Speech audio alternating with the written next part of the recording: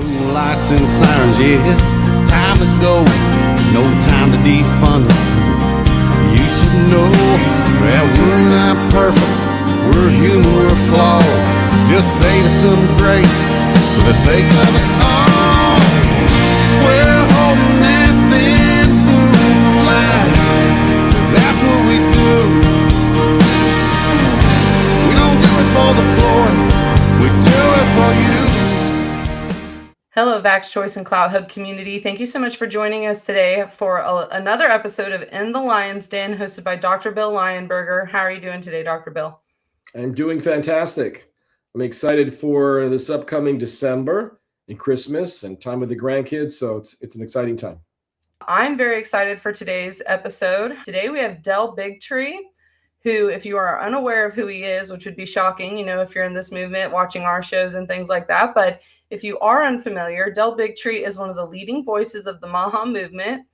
He's the former director of communications for Robert F. Kennedy Jr.'s 2024 presidential campaign. Del is the founder and CEO of the Informed Consent Action Network, or ICANN, and host of the High Wire, an award-winning program with over 400 million views worldwide. He's an Emmy-winning former producer of The Doctors and executive producer of An Inconvenient Study. Del brings a sharp, multi-layered approach to exposing regulatory fraud and industry influence across vaccines, pharmaceuticals, food safety, and emerging technologies.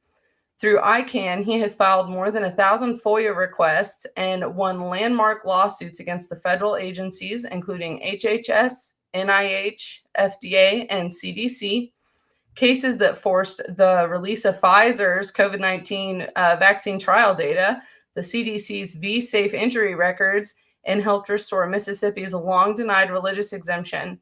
He continues to work to challenge the system shaping public health and personal freedoms in America. So this is a big one for me. I'm sure as many other people. So Dr. Bill, I will be in the background enjoying the show, and I'll be back at the end for questions. Fantastic.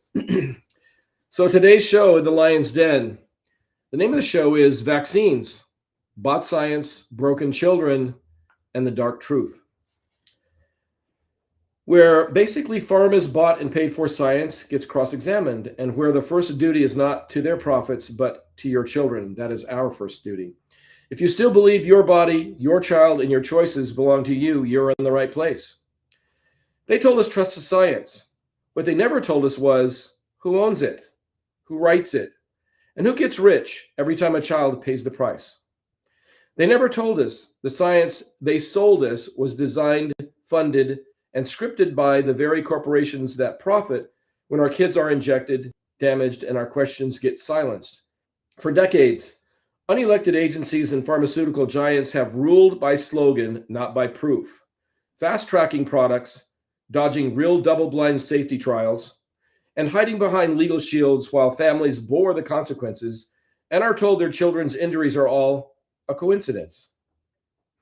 At the heart of this corruption lies the pharmaceutical toxin empire, which has wrapped itself in the language of care and safety, while working hand in glove with the captured regulators, gagged or paid off scientists, and the compliant media to sell products first and ask hard questions never. Behind the slogans and press conferences sit secret contracts, liability shields, missing safety data, and the trail of families whose injuries are met with denial, gaslighting, and arrogant silence. Our children are not collateral damage, and informed consent is not a conspiracy theory. We have followed the proper paper trail, the gag orders and the broken studies to expose how a system sold as public health became a business model built on captured and corrupt regulators that have censored dissent. In the Lion's Den today, we put pharmacy and pharma's story of safe and effective in the crosshairs. We will find the revolving door between industry and oversight, the indemnities that protect corporations while parents are left alone with the fallout, and finally, the censorship that treats informed consent as a threat instead of a right. Our children are not experimental markets and collateral damage. Parents are not the enemy for asking what is in the syringe and what it does to developing bodies and brains. Fundamental human right to refuse a medical product. especially for your child, is not up for negotiation, no matter how loud the slogans or how strong the pressure. If you're done being managed by fear, bullied by mandates, and shamed for demanding proof instead of promises, you're not alone and you're in the right place. And with that, I would like to bring on our very special guest today, Del Bigtree. It is really good to be here, Bill. Thanks for having me. And I, after that opening, I'm not sure what's left to share, but you have it nailed to the wall. And, I sit listening to that, Bill, honestly, and I try to imagine if I just came in from, let's just flash back 10 years ago where no one could talk about vaccines. But for these people that really believe in the program, if I sat and listened to everything you just said, I try to imagine how that sinks in, right? There's no purpose for you and I to have this conversation with everyone that already agrees with us, that has done this research. My work is always, is there a different way? Is there a way we can put this that is palatable to people or understandable to people that still are really buying into this system? So, I just was reflecting on that as I listened to it. It's all true what you said, but how does that sink in on a person that this is, in a way, their church? What you're saying is this religion you've been practicing is full of corruption, liars, thieves, pedophiles, if you will, issues that are being hidden from you. And none of it is based in any sort of reality. None of it has a savior that has walked this earth, yet it has convinced you that it's there. And so it really is, as we jump into this conversation today, I always think this is really, when you say science, like who owns the science? I think the more important question is, what is science? Because science, as we know it, is not what we're discussing here. Science is a fantastic thing. Science loves to be challenged. Science is all about, it states as its, central state of being, the science is never settled. That is science. So every time we hear anybody trying to convince us that the science is settled and that no one should be questioning it, you have now immediately, you've got to realize you've just put on a pair of glasses and now you're in they live. Right now we're in a totally different world. We are not discussing science now. What we're discussing is religion. Religion demands faith. It demands belief, or the word you use, it demands trust us. Trust the science. You don't need to investigate this yourself. You shouldn't be asking any questions. We've already got it figured out for you. Well, you can adhere to that, but recognize that there's nowhere in the definition of science that would use that as its definition. That is the definition of a religion. And so what we're about to discuss here, Bill, is the most powerful religion in the world. And I use the words trust the science because that's kind of the foundation for the propaganda that's been rammed down our throats for decades. And, part of the COVID debacle that literally has unraveled at the seams, and leads us to an inconvenient study. Yes?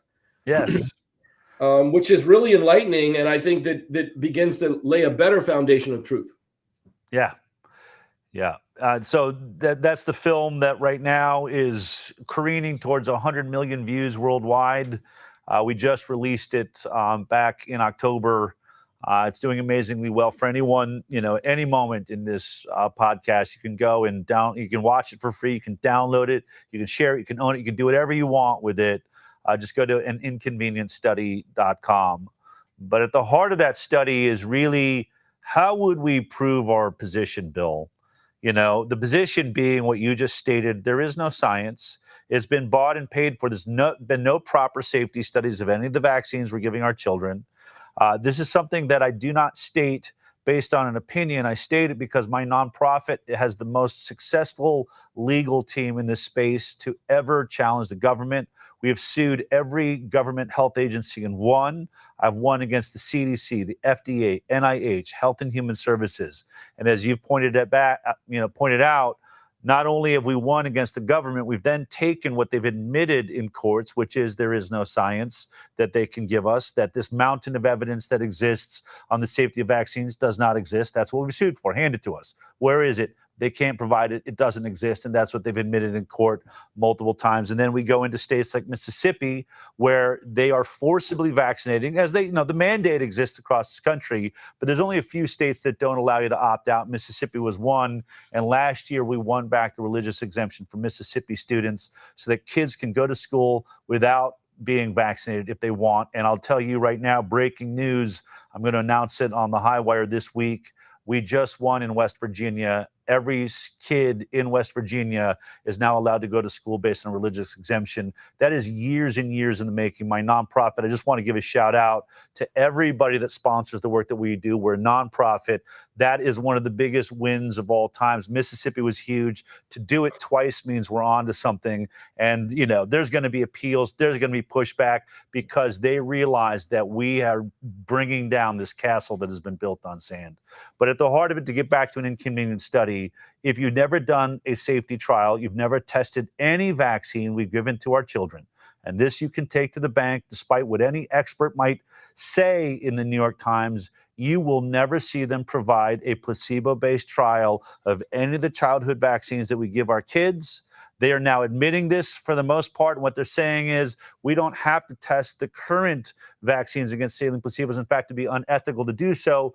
But we did test the current vaccines against the older versions that they themselves were then tested against saline placebos. Therefore, that safety is carrying over, and we're just comparing with the newer product. That also is a lie. There is no placebo trial of the original versions either.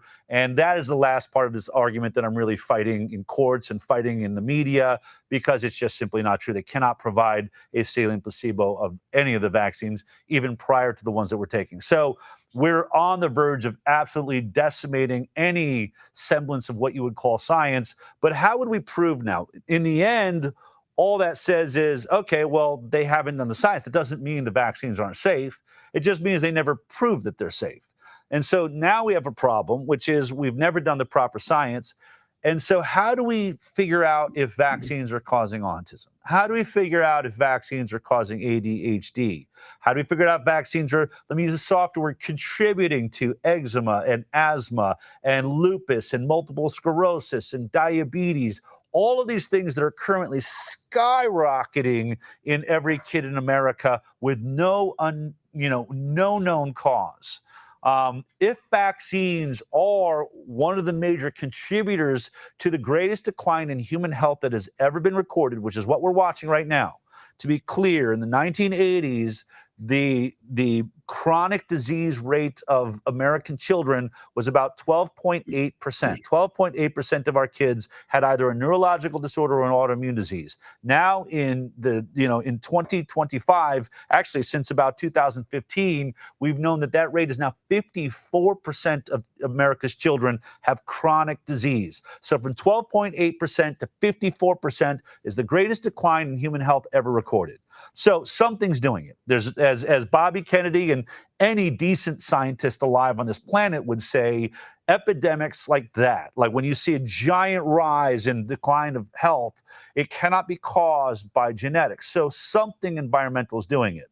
And the work that we've been doing is that we have a hunch that a major contributor is vaccines. How would you tease that out, though?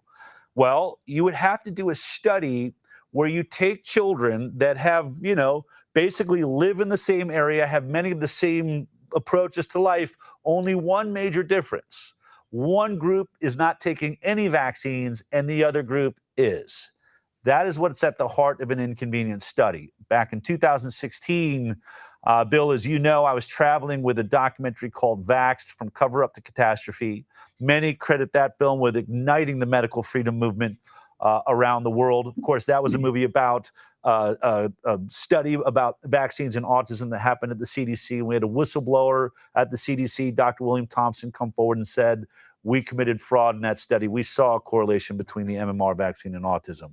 But if you want to get into that, we can get into that later. While I was traveling with that film, I was going to be traveling through Detroit, Michigan. We were on about a 1-year tour that lasted about a year with that film, sold out audiences every single day, 5 shows a day, 7 days a week. It was incredible. But as I was passing through Detroit, someone reached out that loved Vaxxed and said, hey, I know the head of infectious disease at Henry Ford Health.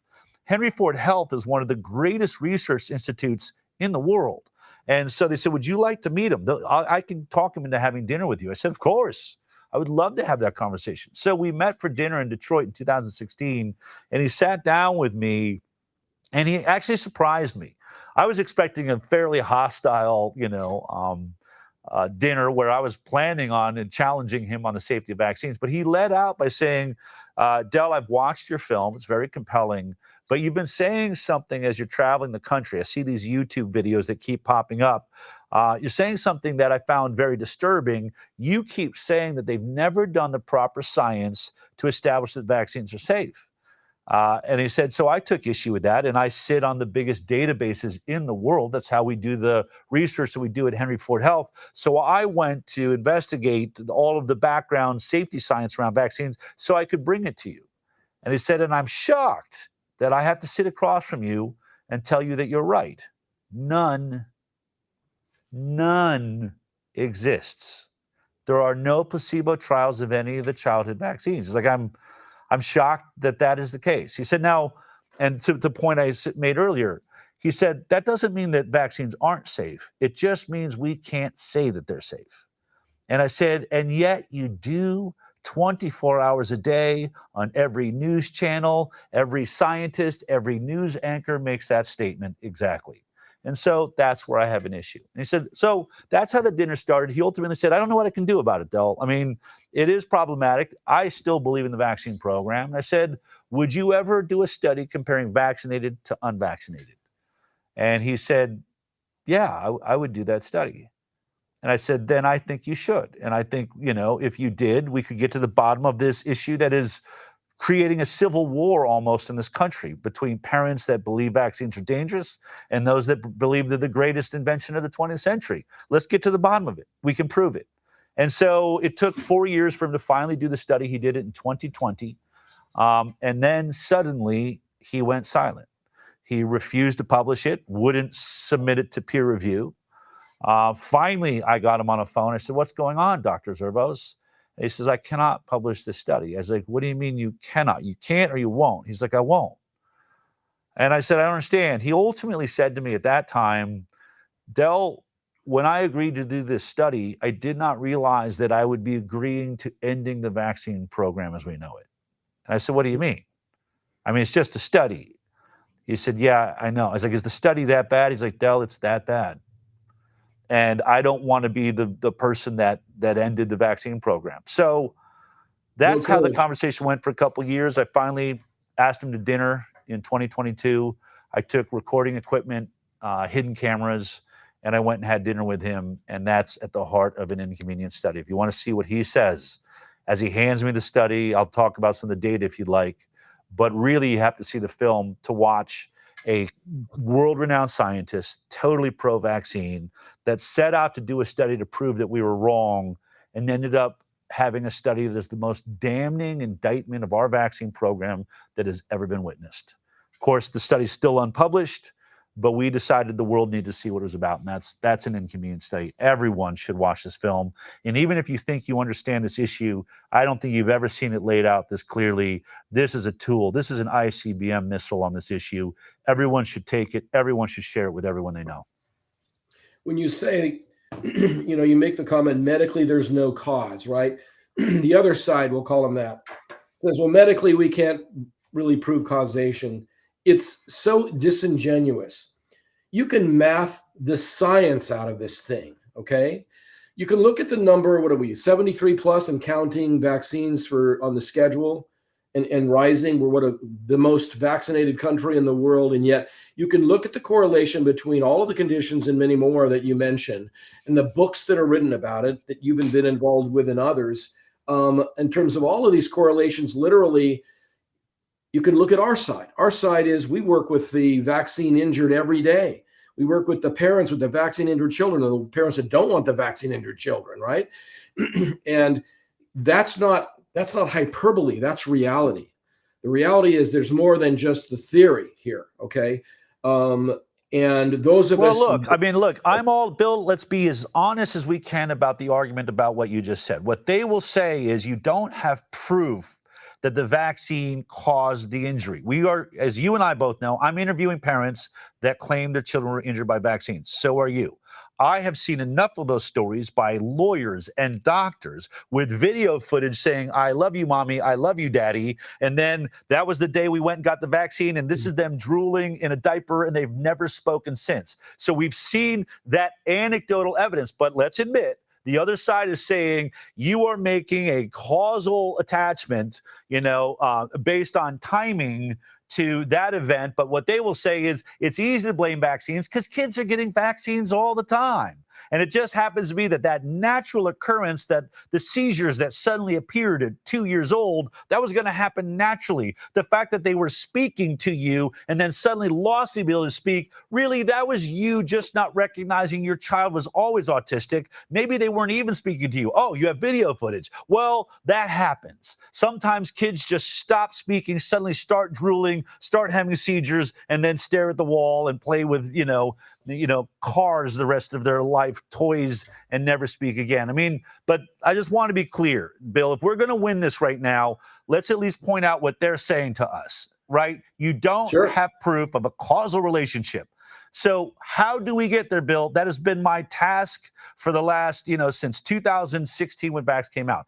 What is proof? How much proof? How many anecdotal stories do we need to get to the truth? Can we get a placebo trial where one group gets the vaccines and one group doesn't? And then we have all the confounding issues they'll bring up. But go ahead. I mean, Bill, I'm trying to approach this in a way we've never done before. Let's be really honest of what we do have and what we don't. And if the other side really cares, why aren't you working with us to get to the bottom of these answers? Why are you stopping all science from being done altogether? It's suspicious, man. It's really suspicious.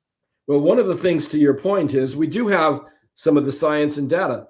Within 72 hours of vaccination, we have data that shows problems. We have within 7 days, another set of statistics that show problems.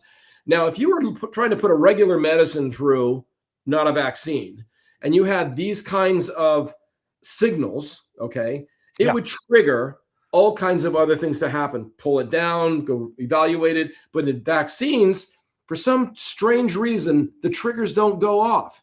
And another piece that's important, we do have in the vaccine court, we have some fissures now. We have 4 or 5 cases that just came through, and not just correlation, but causation and winning cases from vaccine injury in one of the most difficult courts in the land, right?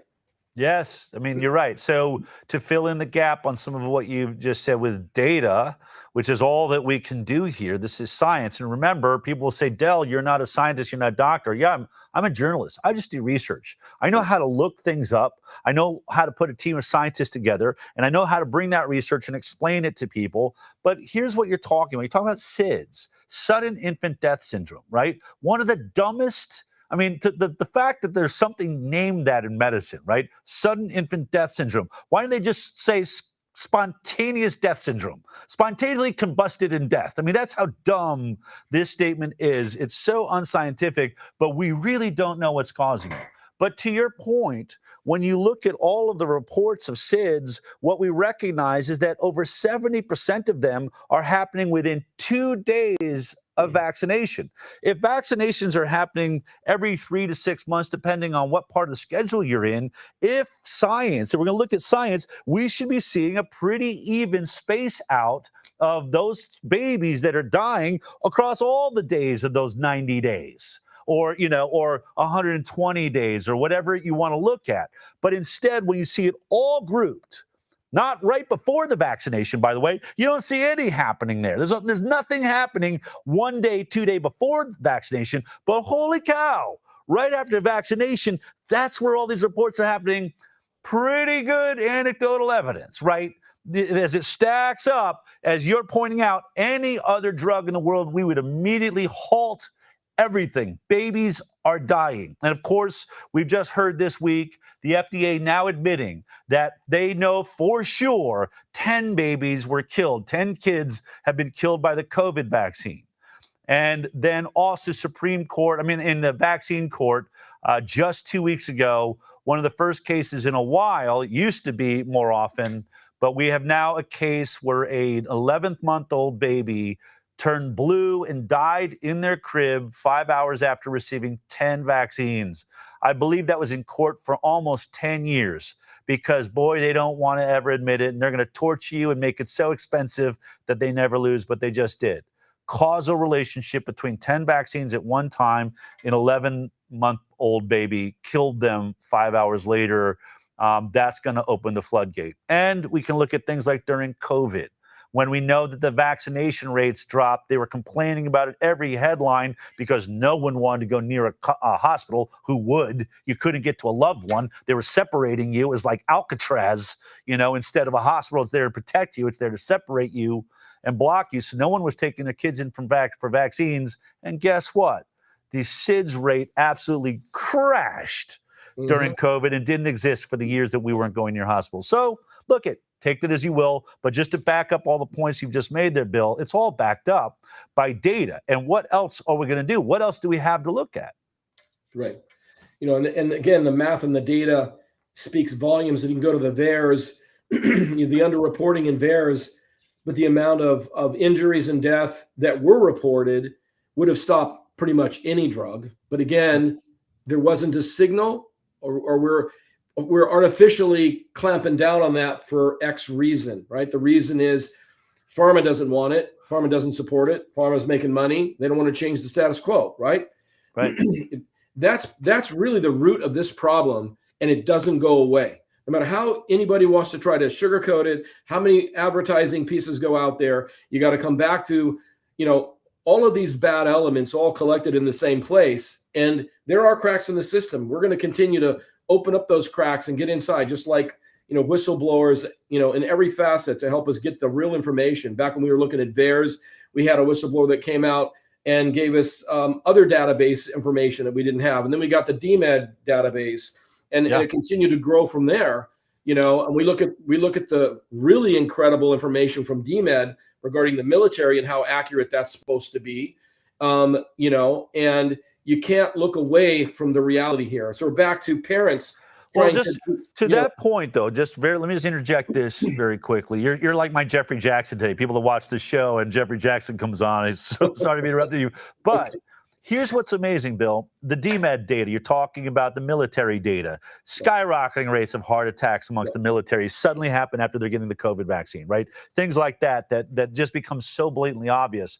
But here's what's amazing about science and medicine for everyone that's still on that side. Your side only attacks the science. They only say, well, there's explanations for that, or it was a bad study, or that person that put that out there was corrupt. They were an anti-vaxxer. It's always excuse why we're seeing it. But what you never see them do is say, here's a study where we did take the data, we crunched it and showed you those that got the vaccine and those that didn't, and look at, here's the outcome, the vaccinated are doing better. No one can show you that study, not in the military, not in any military in the world, not in any major medical institution in the world, not in any regulatory agency in the world. There is no one in the world that shockingly over the last 50 years of vaccines has ever been able to show you unequivocally we compared vaccinated to unvaccinated, and the vaccinated are healthier. There have been almost 10 studies that have done it and show the exact opposite. The recurring, reproducible science that now exists shows that if you compare these two groups, the unvaccinated 100% of the time are healthier. And I'm not talking a little bit. We're talking so much healthier. The skyrocketing rates of chronic disease is sitting directly in the population of vaccinated. So that's it.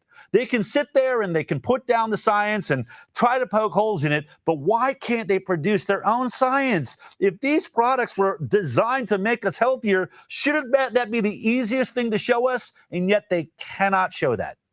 The reason that the doctor from Henry Ford didn't want to come forward and destroy his basically career and then change vaccination forevermore is because of that very point.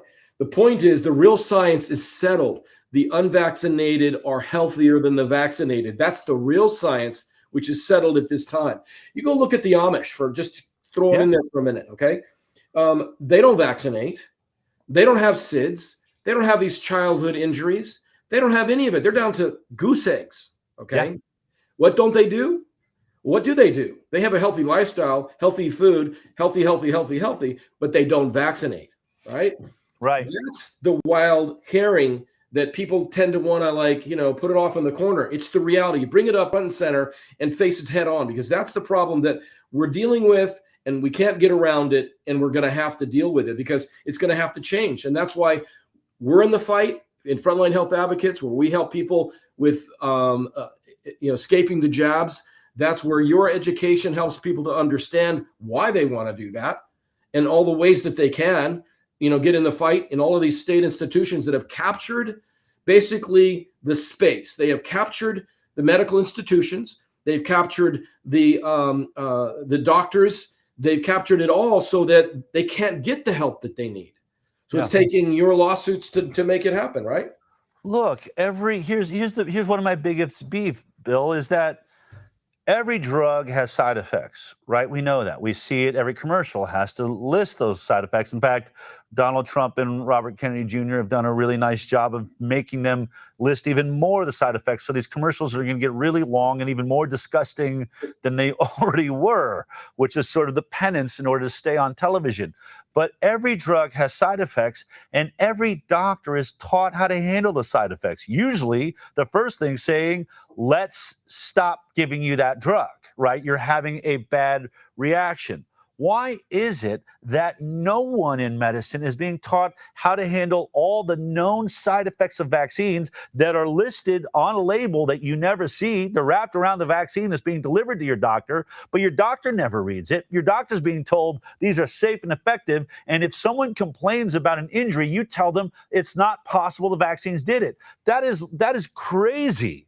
Why are we allowing medicine to avoid known side effects? There's paralysis, there's Guillain-Barré syndrome, and transverse myelitis. Some of these issues, if you were given antibiotics or you're taken care of immediately as a vaccine injury, you wouldn't be paralyzed your whole life. But no doctor's being taught that is even possible. And so unlike, as you said, where we would pull back drugs that have too many side effects when we saw what's happening in vaccines, we would at least teach doctors that injury is real. Everybody, no single drug and no vaccine is safe for everybody. There's going to be reactions to poor, unfortunate children and adults that we didn't know were susceptible and had a weakness that was somehow exacerbated by the vaccine. If that happens, here's what you do. Rush into an ER, start running fluids, give them an antibiotic, bring down their fever, whatever the case may be. And instead of that being how science and medicine handles you when you are having a vaccine injury, they gaslight you and tell you it's all in your head. You're making it up. You're not really paralyzed until you are fully paralyzed. Oops, our bad. Well, I guess you were always going to be paralyzed. I mean, it's that crazy.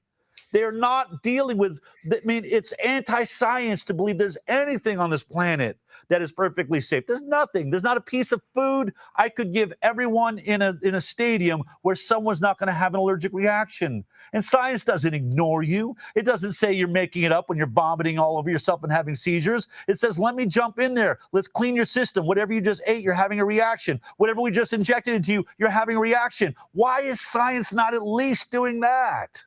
It raises a couple of questions, Del.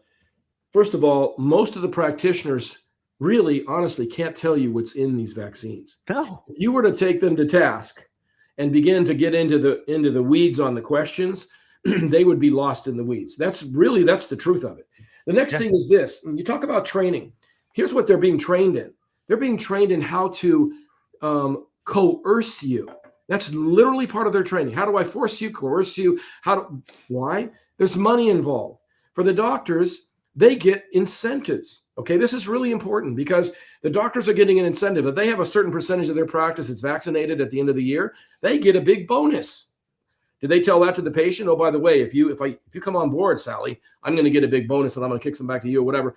Did they tell them the story and what's going on behind the scenes? No.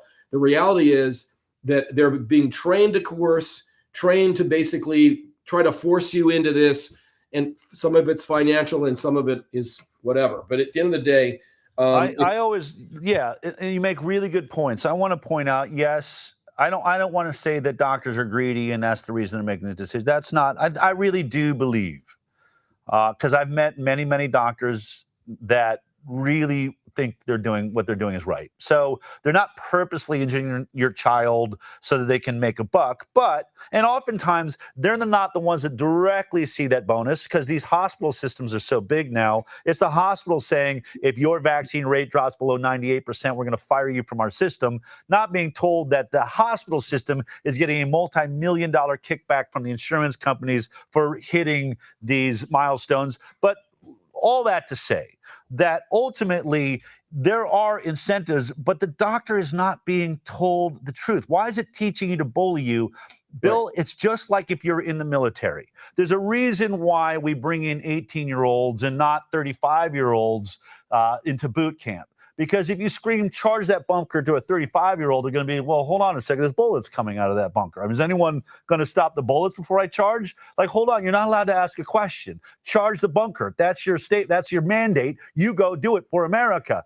That is exactly how doctors are being treated. I'll take it a step further. They're saying, give the vaccine no matter what. And if someone starts asking questions, you shut them down, you bully them, you intimidate them, and you threaten to kick them out of the practice. Because here's why, Bill, they don't trust doctors. They know if they told doctors, let us inform you better. It would be like telling an Army agent, or someone in the Army that's going to charge that bunker, we're going to give you all the reasons we're in this war. We're going to give you our entire strategy. They're not going to do it. What if you get captured? What if you get caught outmanned by someone smarter than you? You're going to hand over important information. We need you to be stupid. We need you to charge that bunker with no information whatsoever. That's safer for us. It's safer for you. That is how doctors are being treated. It's not their fault. They're not being given information because nobody at CDC or FDA trusts that a doctor is capable of explaining the science with a mother or a father that is well-read, has a law degree, or God forbid, a science degree, and starts asking questions like, what's in the vaccine? What are the ingredients? Well, what do those ingredients do? Why are they there? Why is there aluminum, a known neurotoxin? Why is that in the vaccine? Can you show me a study where you've ever tested the safety of aluminum being injected in a human being? And then if the doctor tries to make an excuse, well, I'll tell you, because I'm Del Bigtree and I know it'd be illegal to do that study because you're not allowed to inject a neurotoxin into somebody with no benefit whatsoever. You're not allowed to do that test. It would be illegal to simply poison people as a part of a study in America.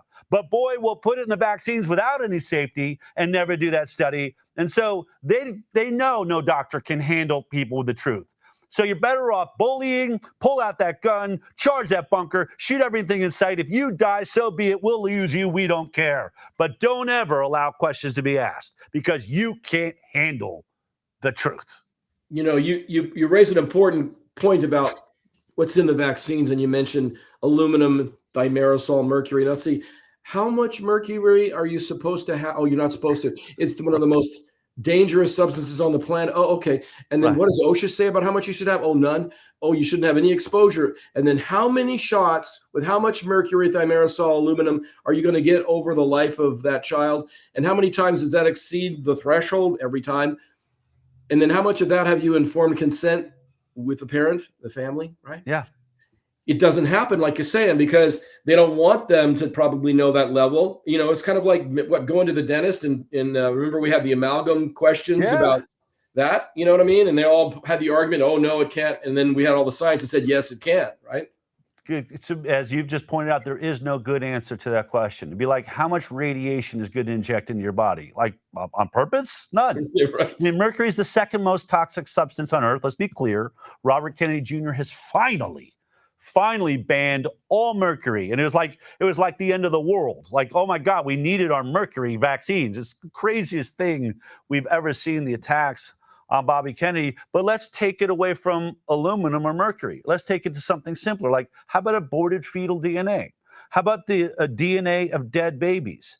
Anyone with a brain, anyone that's been alive on this earth and knows about modern medicine knows that if I put foreign protein into a human body, like in the form of a heart transplant or a liver transplant or anything like that, what do we have to do? We've got to put you on antibiotics, basically on drugs the rest of your life, or, and shut down your immune system so your immune system doesn't attack that foreign protein and destroy you, right?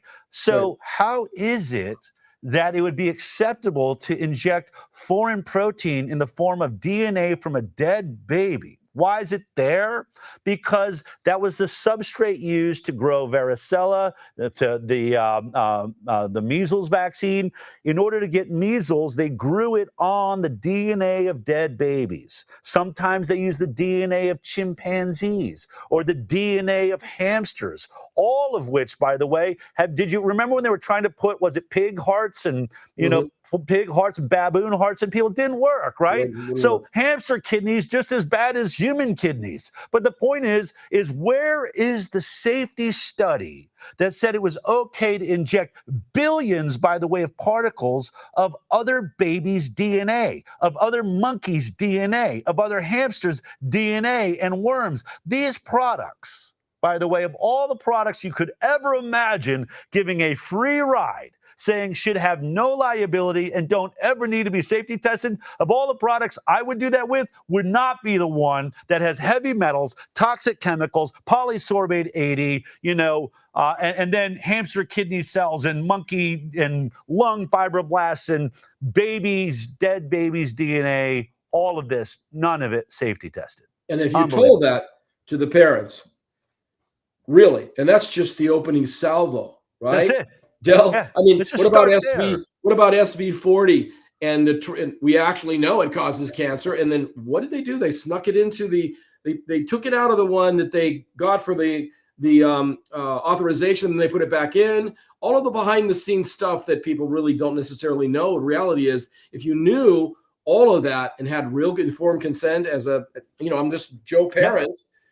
And you go down the list of questions, really, of all the reasons why you would do something versus what am I protecting against? Oh, that hasn't been around for a million years. Again, I'm going to risk all of these things and then compound it with all of these others, right? And then keep adding to it. Not one test, even testing when you combine them.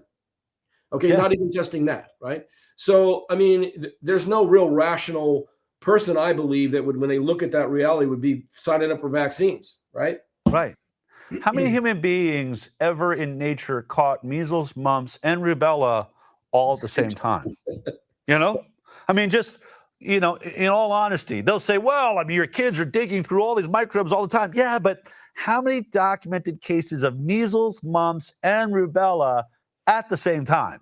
Just curious. Because that's what you're running the body through with an MMR vaccine. You're not doing it once, you're doing it twice, and then they're adding another one now in college and 2 or 3 more MMRs. So let's just do this throughout life. Also, by the way, let's bring into this point, Bill, that the entire goal of the vaccine program was to emulate what nature was doing so brilliantly, which was after one week-long infection, you are immune for life. You're done, man. You are a warrior. You are out there. You can never catch measles again. No vaccine has been able to achieve that level of protection. So you don't get infected once like you would have naturally. Now it's like 3 shots of this and 6 shots of that and over again. COVID, perfect example. 10 shots now I think we're on because the product sucks. It can't do what it was meant to do, which is protect you or anybody else. Same thing with measles. When you see more than one, what they're telling you is does not actually create protection, does not create lasting protection. So we're even failing to achieve what the goal was. These morons of science have never done what God and nature did so perfectly. So, I mean, it's a failure. Everywhere you look, Bill, there's no part of this system that makes any sense. They've never achieved. They suck at what they do. They're only really making you sicker, it appears, and they're helping spread viruses and keep them alive all around this planet. Some of that, I mean, would take even more explanation, but you know it to be true. In theory, the concept, right, of being able to vaccinate someone and protect them from something serious, in theory, it has a theoretical positive side to it, right? Love it. No, it's great. They've never been able to do it. The reality is that if you actually take it to the next step, then whatever that X piece is should not be more dangerous than the thing you think you're going to protect against. Correct. And it should not give it to you. I happen to be vaccine injured, right? I got a shingles vaccine many years ago before I learned more than I know now. And it gave me shingles. I mean, permanent injury. Okay. I can imagine many benefits to, making pigs so that they can fly. It'd be Right. fantastic. There's a lot of things we could do. Shipping pork across the country would be a lot easier if they could just fly there. But in Right. the end, you're going to have to pull it off, right? Right. It's a perfectly noble idea. Let's make that clear. If you could just, in fact, somehow knock down a piece of virus, make it not as deadly as it might be on its own, and have no other, nefarious or bad effect on the body, great. Great. And you just do it one time, all right. But Right. they've never achieved it. And they've certainly, once you had to start adding aluminum, neurotoxins, and mercury, and formaldehyde, and polysorbate 80, now and antibiotics like neomycin and all of these things, once you started having to add those things to make it work, we're off the reservation, idiots. You no Right. longer have a safe product. This isn't, now you are more dangerous. Now it's the virus plus all of this bull crap. If you could have done it without all of the adjuvants, which is what we call those things that are, basically inciting your immune system, inflaming your immune system, right? That's what it's doing. It's causing inflammation throughout the body. And unfortunately, for those kids that are having a serious reaction, it's obvious their brain is swelling. The vaccine is designed to swell your body, to create inflammation so that your immune system will go, oh my God, I'm under attack. I have inflammation. What's going on? Oh my God, I've been injected with a known neurotoxin, aluminum, and there's MMR, there's measles, mumps, and rubella. What's happening to my body right now? Great, okay. For some of us, your body kicks into gear, does a really good job of stopping it. But what happens if that inflammation in your whole body suddenly slips up, gets into your brain? It's simple, and it's why it's written on every insert of every vaccine: encephalitis. If it gets out of control, we have no way of stopping it. We set off a nuclear bomb in your body. If the atoms don't, they keep splitting and somehow get up in your brain and do it, you're effed. Sorry, we're going to act like it never happens, even though we wrote it in the warning label of almost every vaccine you're taking. I So mean, the mechanisms are there, Bill, like as you know it. It's not like we're like conspiracy theorists. It's written in the freaking label warning us that it can do this. By its nature, it's designed to do this. So, the pharmaceutical companies have been sued a lot, and they've lost a lot. Now, it's good business for them, though, to get sued, because that means they made a lot of money, right? Because they're still not turning things off. People come to me and say, they're creating patients for life, literally from birth on, because of the poison that is in these, basically all of the different constructs and chemicals and ingredients that mix in some sort of a cauldron in your body and then create these antigen reactions. The body's good at determining what self is. It's also good at determining what's not self. And when stuff comes in, your body reacts, and so many things happen that are almost beyond imagination. But patients for life. Can you comment on that? Yeah. I'm not a conspiracy theorist, Okay. even though if you look me up on Wikipedia, I'm probably, Top of the list. if I'm not the reigning king, I'm close to it. But I want to make this clear. Everything I have said so far, I have evidence of it. I've won in court with it. I can prove it. Yeah. I cannot win in court with the statement that they're vaccinating in order to create future patients. Now, do all the dots line up sort of like an anecdotal story? Absolutely. But I haven't seen the smoking gun yet. I haven't found the internal email that says if we can give kids this many vaccines, then 54% of them will be in chronic disease. And then we'll give them all of the, basically look what every drug is, right? And this is, let's just break it down for a second, Bill. When you watch your television set, and I want people to get this, that TV is a billboard in your house. I worked in television. I worked at CBS. I worked on the daytime talks with the doctors. This is what everyone that works in TV knows, but you don't at home.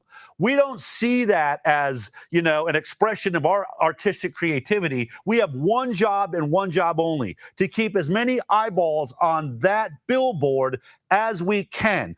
Our entertainment does not matter to the pharmaceutical industry, except that how many eyeballs were watching at minute 10, how many eyeballs were watching at minute 20, how many at 30, 40, and I get sat down by my boss, my executive producer, Del, your shows are falling off. They're falling off at minute 45, and now the investors, which is the pharmaceutical industry, 70% of the advertising, they want to reduce what they're going to pay us for that commercial time because we have less eyeballs. So whatever you're doing, get more eyeballs. Not Del, what you're doing was emotional. It was great. I love the connection between, or the story you're telling, or your sitcom had so many laughs. They don't care. They don't care how many laughs. They don't care how many tears. What they care is how many people were still watching 45 minutes in because there's a billboard there and we need to sell drugs.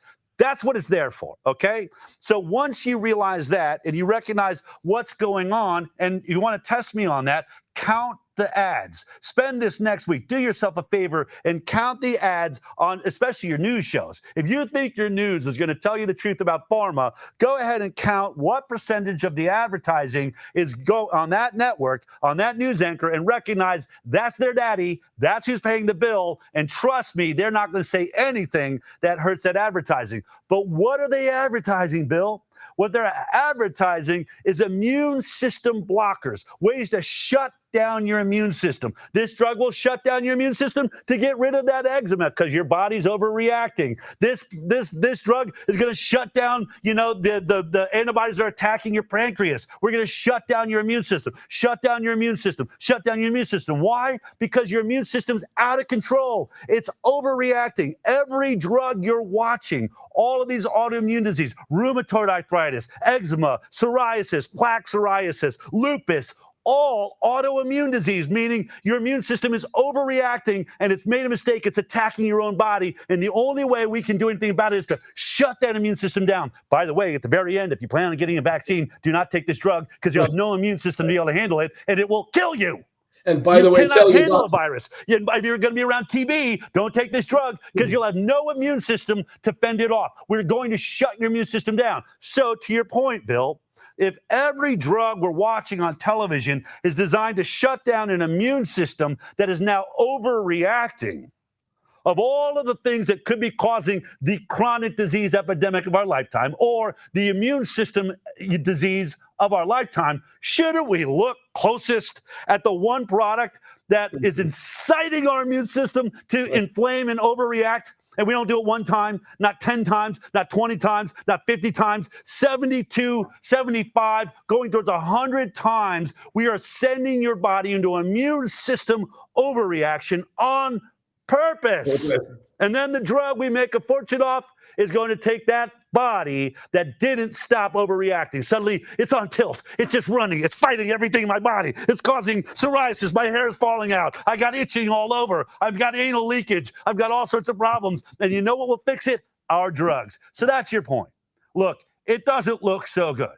But still, I haven't found the smoking gun email that admits they know they're doing this on purpose. But any idiot, you've got to be an idiot to take these products at this point, based on the advertising you're watching taking place. Well, and I think it's something above 80%. Wild mood here. I think I'm drinking way too much coffee, by the way. I think it's something above like 80% is of the money that they make comes from pharmaceutical. I mean, it's a very large number, so to your point, they're 100% pushing that, supporting that, where are the spots and dots to support it, et cetera.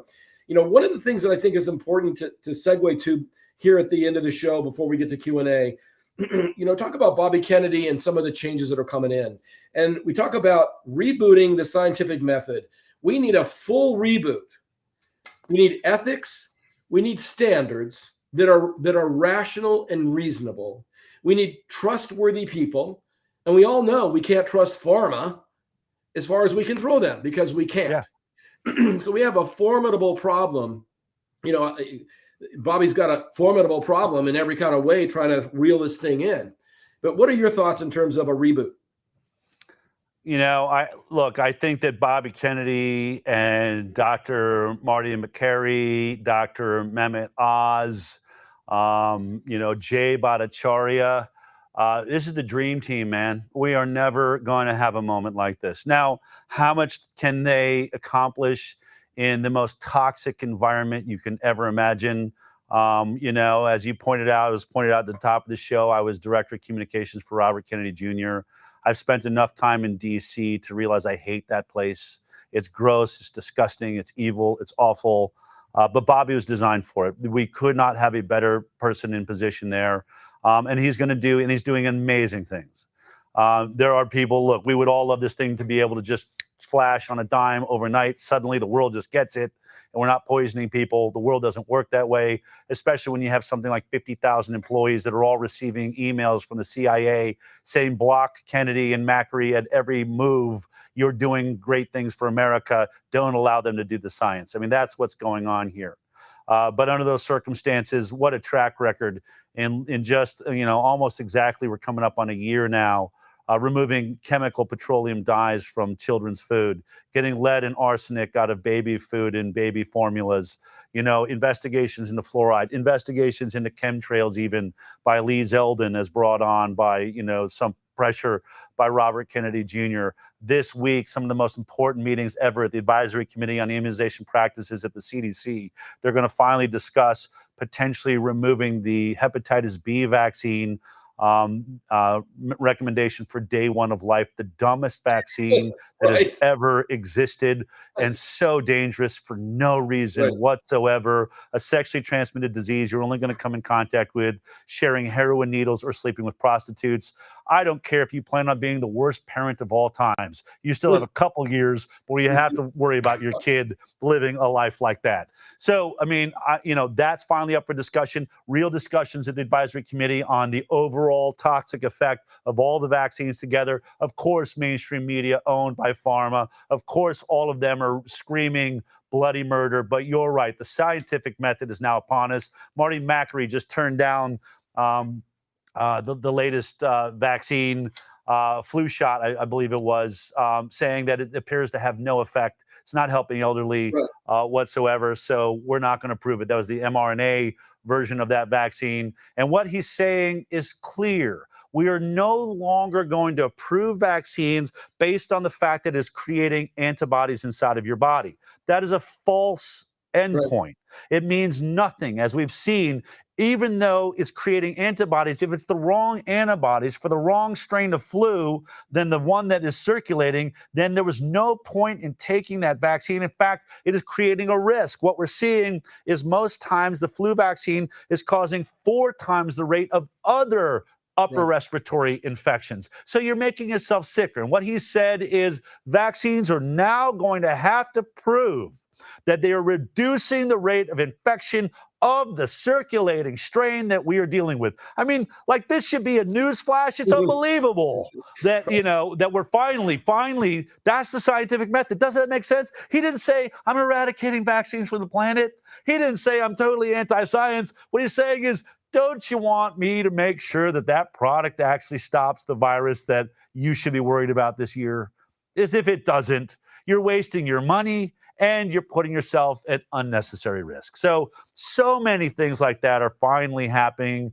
We still have the COVID vaccine floating around for some, but I'm not even worried about that, Bill, because no one's taking it. Right? The message is out there. We've done our job. You don't have to end that vaccine necessarily if no one's taking it.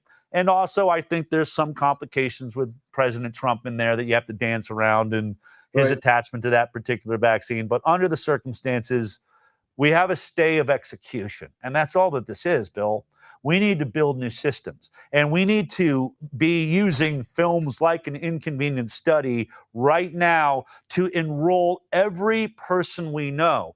If we get relaxed right now simply because Robert Kennedy Jr. is in charge for a couple of years, I assure you, Bill, they're going to come back with a vengeance. They are sitting, strategizing how to rob us of any freedom whatsoever, how to make sure that our choices never matter again so that they never have to explain themselves. They want mandated vaccines. They want us lined up. Not every kid, every adult, too. They showed their hand during COVID.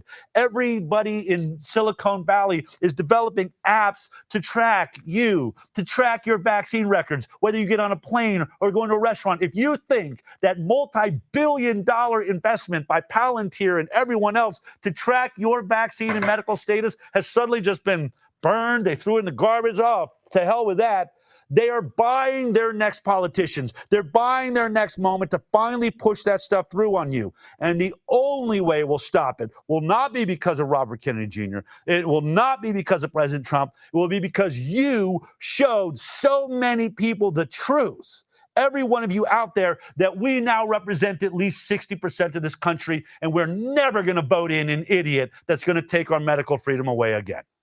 And even, such an example of that is you walk into a drugstore, and they're still bombarding you with, oh, get your COVID and your flu together, and we'll combine them and make it simple for you. And they sugarcoat this thing, and you feel like Mary Poppins just showed up, to show me the way, But the reality is, I don't see people in line. It's not happening. No, okay, agreed. So it's working, right? It I is wanted working. to bring Melissa on for some Q&A. It's been a really good show and amazing, amazing information, Del. Melissa, you have a few questions for Del here.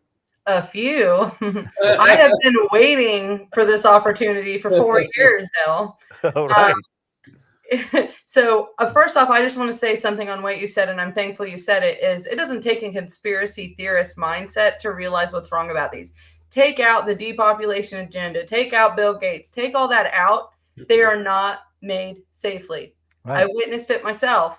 I saw a recall on shredded cheese today because of heavy metals in the cheese.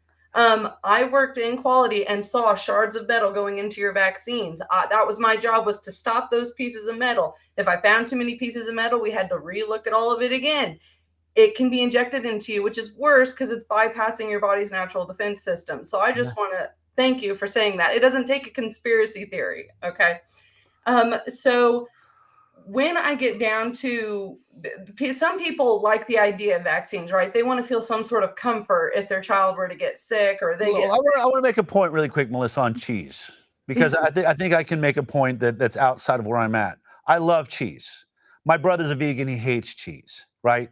He wants to prove to me that cheese is dangerous. And if he wants to prove to me that there's metal shards in cheese, guess what? Guess who I want testing my cheese? I want my brother testing my cheese. I want the vegan in my family testing my cheese and proving, look, there's heavy metals and everything else. But get it out. Get it out, which is why we should want Robert Kennedy Jr. You don't want someone that loves cheese testing cheese. I want people that hate cheese testing cheese. Then when they tell me it's safe, guess I'm going to believe it. So I just want to make that point. That's right. And they act like Kennedy is the one in the lab coat and they're doing the studies. Right. So they go, listen to the professionals. I'm like, what are you talking about? Do they think he's doing it? But I guess one of my questions is it possible to make vaccines better? We know, like you mentioned, the mRNA, they're trying to do these things. CRISPR's out there in the world, and the mRNA. Is it possible for people to have a peace of mind in receiving a product like that ever? Or is it just always unsafe to inject something into you? Look, I think the only way to answer that is to say what I said at the very top of this show. The science is never settled. There are brilliant human beings that find ways through and create things and invent things that are beyond anything that we can imagine. But I will never trust that product actually exists if those same people refuse to test that against a saline injection and show me that it's just as safe. And so until that happens, and I say this, I'm not anti-vaccine. I am pro-science. And I just simply make a habit of never injecting products into me or my children that have never been tested for safety. And I go a step further. If that same product has no liability whatsoever, so there's no liability if it injures me or my children, my red flags are even up a little bit higher. And until those circumstances change, I wouldn't go near any product, no matter how brilliant the person sounds on the television set. I absolutely think that mRNA is the most dangerous technology that we have seen. CRISPR has never worked. It causes cancer and all sorts of other issues. Every gene, look, we have lived for multiple decades now with the dream of gene editing and splicing. Be able to insert a gene in and fix some genetic problem you might have. Once again, just like vaccines, great idea, beautiful idea. Keep working on lab rats, and once you can prove it's safe, and once you can do that in a placebo-based trial and show me that human beings are doing fine, not just for 5 days, not for 6 months. I want to see how they live their lives, and I want to see what their birth rate was. And I want to check the DNA of their kids to see if that change you made in their DNA went all the way into offspring, so that we don't accidentally make a problem that affects our offspring. And if that sounds like a conspiracy theory, go ahead and read about thalidomide. Read about other drugs that affected parents that, the morning, I think there's a sickness pill that caused infertility in the daughters that were born to those mothers, and they didn't know it until they were 25 years old trying to have babies themselves. So we have done things that generationally get passed down. So of all of the products that should have ever been warp speeded into human beings, this was the very last one. mRNA technology, stolen from, as many people say, from gene editing, where it has failed, by the way. To end my point, in the decades of all the greatest scientists in the world, there's a reason you still can't go and have an inserted gene fix your gene problem. Why? Because every time they do it, they cannot make it land exactly where they want it to, and therefore it starts reproducing a problem that turns into cancer most of the time, but all sorts of autoimmune diseases, all things like myocarditis, pericarditis, blood clots, brain hemorrhages, cancer, all of the things we're seeing in the COVID vaccine. It shouldn't be a shocker. But so of all the things, definitely not that technology. Can we green our vaccine, as Jenny McCarthy? She ran on that platform for many years. I doubt it. But look, I'd always be open to it. Show me a long-term double-blind placebo trial, and then show me something that I'm so afraid of that I don't think my kid's own immune system can handle, and we'll talk. But currently, I am happy with my kids catching every disease. And you want to make it go viral? Let me be clear. I don't even care if they catch poliomyelitis or measles. They'll do just fine. In the studies also, Del, how many of the mice died? Oh, it was 100%. Yeah, like right? all of them, all the ones they didn't kill first. Right. Most people can't tell you what polio is. No. Most people, they can't even And tell I you. know. Even in this audience, I just blew somebody's mind. And I'm, One final question, Melissa. One final question. Oh no. Okay. We know that it's probably never going to be a thing where Big Pharma comes out and goes, oh yes, we've been doing this for 80 years. This is the problem. Everybody's going to get millions of dollars of payout. We're totally going to go in the shadows now and let Eastern medicine come back, let natural remedies come back. That's never going to happen.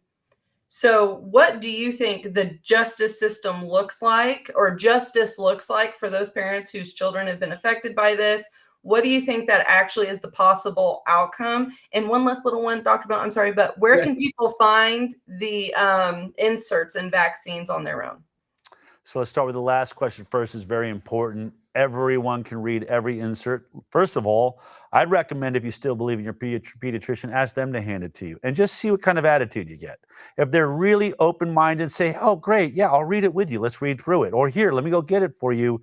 Then you have a very special pediatrician and you may want to hold on to them. If they give you attitude, like, why are you questioning me? And they try to bully you, that should be the last and final sign that you are in the wrong place with someone that does not care about your child and does not have enough information. What are bullies? Bullies are people with no information. We knew them in school. They weren't the smartest kid. The valedictorian was never the bully in the school. There's a reason for that. Because if you can argue your way, if you can make a point, you don't bully people and steal their lunch money. Okay, so that's it. But you can look up the vaccine insert. Just go to FDA licensed vaccines, Google it. FDA licensed vaccines. Now, it could be a little daunting because it's a huge list, but there's only 16 vaccines made by, some of them are made by several different companies, so you have different versions. But then what you want to do this at the same time, pull up CDC recommended childhood schedule And that will give you the list of everything that your kid's supposed to get, and then read it and then look up the ones, and then you click on it. When you click on it, you'll see something called package insert. Click on that. That is the package insert that arrived. That's the warning label that arrived. And it's got little tiny writing, but you can blow it up. You're doing this on a computer. And you can read, and you can go to sections. What is the ingredients in this product? Some of them you may have to look up. You may not, when you see numbers and letters, you won't recognize that that's actually aborted fetal DNA. But if you punch it in and Google, I don't understand what that is, it'll tell you what it is. And then what I always say is go to section 6.1. On every single one of these, that's where my work has lived. That is where they determined that this vaccine was safe enough to inject in your children. This is the trial they relied upon. Remember, they are giving you their best hand. They are laying down what they think is their royal flush on safety at 6.1. And I would start with, if you want to really have your mind blown, just type in, go to Recombavax HB. This is the hepatitis B vaccine given on day 1 of life. Do it before it gets cut from the schedule this week. But click on that, go to 6.1 and read that they thought a study of 147 children total, analyzed for 5 days after each injection, 5 days, with no placebo group, was a good enough safety study to now mandate injecting that into every day 1 old baby in the United States of America, and go as far as calling Child Protective Services on you if you don't do it. So start there and then read all of them. You owe it to yourself, you owe it to your children, and read the adverse events at 6.2, right after 6.1, and start reading what they know are the side effects of these products, and then ask yourself, what was the original death rate of this, of this infection before this vaccine ever came along? I mean, you'll recognize that hepatitis B is so rare, it's incredible. Measles, death rate 1 in 500,000 in America. So that's that point. To the costs of those that have been injured, I have a real hair up my ass this week on this issue specifically. You know what the answer is? There's not enough money in the world.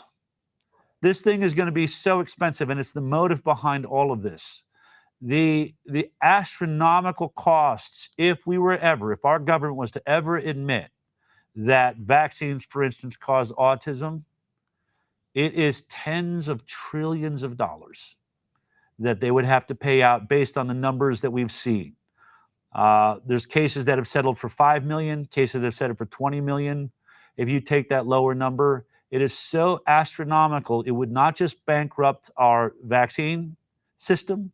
It would not just bankrupt our healthcare system. It will bankrupt the United States of America. That is how big this is. So unfortunately, for those people out there that hope that everyone will one day be reimbursed for this crime, I hope you lined up years ago, because it's only going to pay the first few people before the entire thing comes crashing down. And that is the motive for covering it up. They're too deep. They've lied for way too long. Our government should have never taken on the liability. And I would recommend to Donald Trump, put the liability right back on the industry right now, because it's all right. We'll lose Pfizer. We'll lose Moderna. I don't want to lose the United States of America. And that's how big this lawsuit will be. I think, Del, we could lose them, and we need to. I don't think that you can put the genie back in the bottle the way it's coming out. No.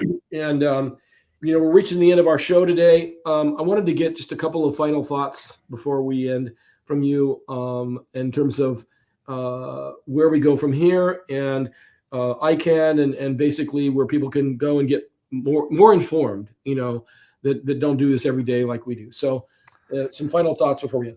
Yeah, final thought. There's no greater tool in the world today than an inconvenient study. It is so clearly laid out. I'm so proud of my team and the work we did to put it together, but it's also a set of miracles. I think God is a part of this, that made this study possible, that inspired Dr. Marcus Zervos to even do this study in one of the best databases in the world.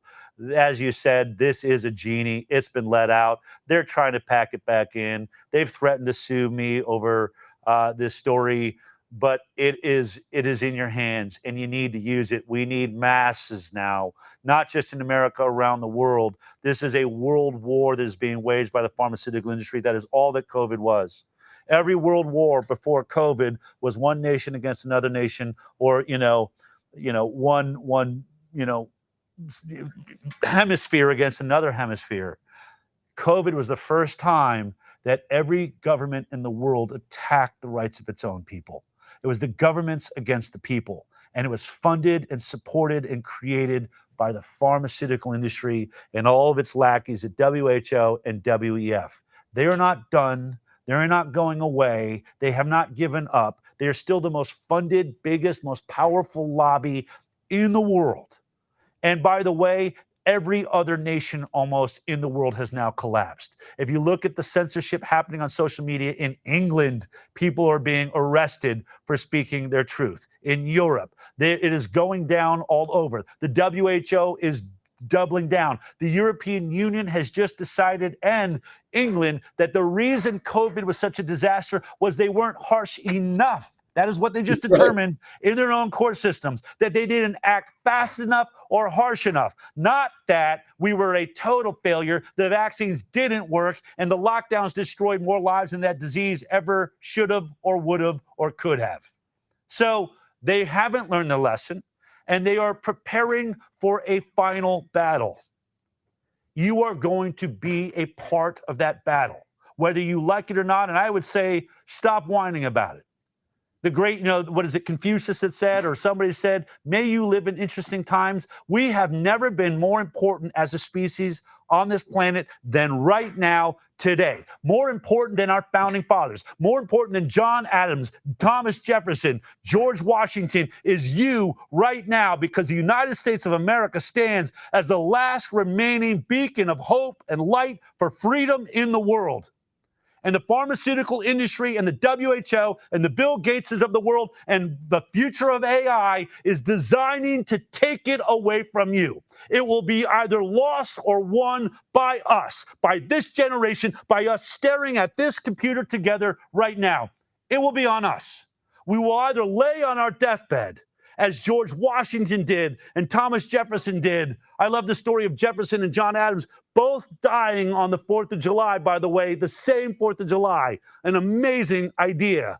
As the bombs were, fireworks were going off, realizing what they did in this world. It will be bigger than that when we die. Did we leave our children with freedom and sovereignty over their own bodies? Or did we chicken out? Did we hide? Did we decide to not upset the Christmas dinner by bringing this topic up? Did we not share an inconvenient study with everyone we knew we could have? Did we not do our part? It won't be about meeting our maker. God won't have to tell us what happened here. We'll know who was responsible. And if we won, that death will be a great death. Del, incredible.